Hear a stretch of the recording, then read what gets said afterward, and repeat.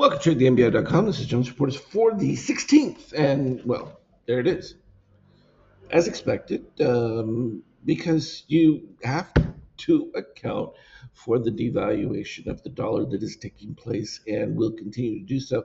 And, it might even be interesting. I might even be able to create a ratio spread for uh, dollar change relative to another currency and see if we can extrapolate what the value increase needs to be from a market standpoint. I'm sure someone's already done it because, um, yeah, because what has changed economically, other than inflation is going to skyrocket down the road, and you're paying double for energy. Well, you've gone from 60 to 90 now, so it's a 50% increase.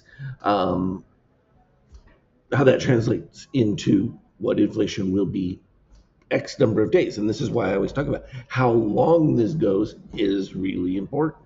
But the market's not going to discount itself, so we didn't get an increase in the amount of production or anything. But it's also a recognition that, well, the economy is not going to fail from what's taking place with Iran, and clearly it's not going to escalate out of control at this particular point. The embargo has proved to be extraordinarily effective. And this is what we talked about the other day too. You run out of money, you can't pay the thugs that you use to keep people in line. You need that cash, and that blockade preventing them from moving product like they thought they were stopping everybody else. Um, Catastrophic for them. And time wise, well, you cut off their flow of funds. They don't have as much time, just like the rest of the world doesn't have that much time. So it's kind of an even split, but I think cash flow wise, they're probably in a crunch at this particular point. Not to mention the overall infrastructure damage and the fact that you've got morale issues, clearly. So then that gets into command and control, and how do you keep people justifying staying with the current situation unless you can say, yes, we're going to resolve things and have money flowing again. Otherwise, you'd be willing to say, hey, I'll go with somebody else who I know will get the money flowing just by agreeing not to have nuclear weapons. Uh, so that's pretty straightforward stuff. But you can see from our reading standpoint, short fall off. So shorts now are no longer going to drive this. It's going to make it a little harder for things to move. And so we'll probably see slower move. So what we had is that green crossing over. That's from a daily standpoint is really where your beginning statement is, with the orange dipping below 7.5 is more than enough in my view from that standpoint. Then you just have to see continued rising DOC red, and particularly you're looking for an end to things when the orange crosses over. At that point, you have to see your red DOC take over. Well, in this case, not only did it do it, but we got an additional conversion buy from within that right back here the other day, and that responded tremendously as well. So from the Nasdaq standpoint, those are all congruent details. Not a whole lot of movement from an oil. We're just right at the pre-move. We just don't have the exacerbation of uh, things going really negative. It's not that anything's resolved, because you're still way higher than you should be. It's going to take a while for that to normalize, because even if you start an immediate flow, you're going to need to see a glut somewhere. So where's there a glut? Nobody's got a glut. Australia doesn't even have enough gasoline to continue. They're scrambling. From a euro standpoint, of course, they think it's an exciting news, because with the Hungary situation, and that they know that war is coming and they're preparing for it, which means they're already starting to begin the spending. Germany's talking about building all of their kamikaze drones. They know that they're going to be able to give the loan to Ukraine to continue the fighting, which they're going to then pile in with security guarantees. Change the majority of the EU doesn't require or allow any one state to veto, things like that. So they're very excited about what the totalitarian prospects are available in the EU.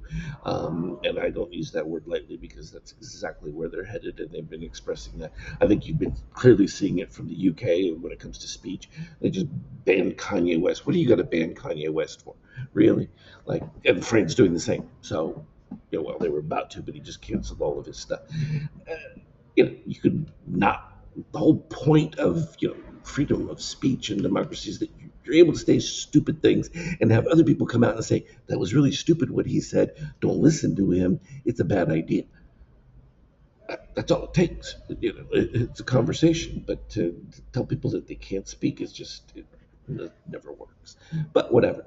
Gold is going to rally. That's just a matter of when that breakout manifests itself. Bitcoin. So the question becomes, it's right up here at this previous peak. Is this still part of the payoffs, whatever negotiation for the oil transfers? We'll see if that continues. That's an interesting one.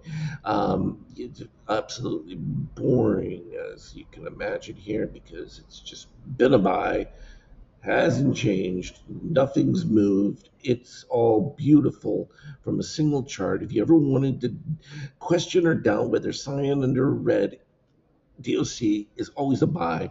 But just look. It doesn't take much to see it. It's just right there. In fact, I'll make it bigger for you so you can really get an idea how that, continues to play out.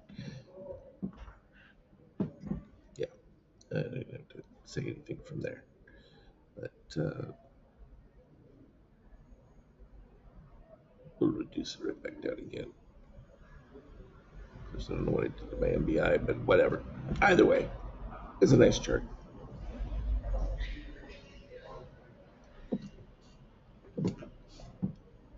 Excuse me, a little bit of a sneeze. 5K right now. Modest fade back into what was already the bounce from the future situation. When we looked at it from an intraday, let's slide back here. It's all pretty clean, tiny little moves, pretty much clean. Everything from a DOC standpoint, mostly staying above that -7, which already biases you to the bullish side. Then you're just looking at these minor little DOC uh, scrapes that just turn around with orange dips. So it's just back and forth from that standpoint. But broad section of it mostly stayed above 76%, and then even your dips were nice and clean because they went to an extreme situation, made for easy turnaround setups that were pretty clean all the way to the end. That's it. A lot of blah blah blah blah for basically saying Trump is coming out on the clean side of this if the economy can stay where it is and you don't get a further deterioration in oil. But it's got to come down quicker than it is, and that hasn't happened yet. So supply disruption is a problem. All those things are known. Now it's just a question of dealing with them. So there you have it. Have a good one. Trade well. We'll talk to you later.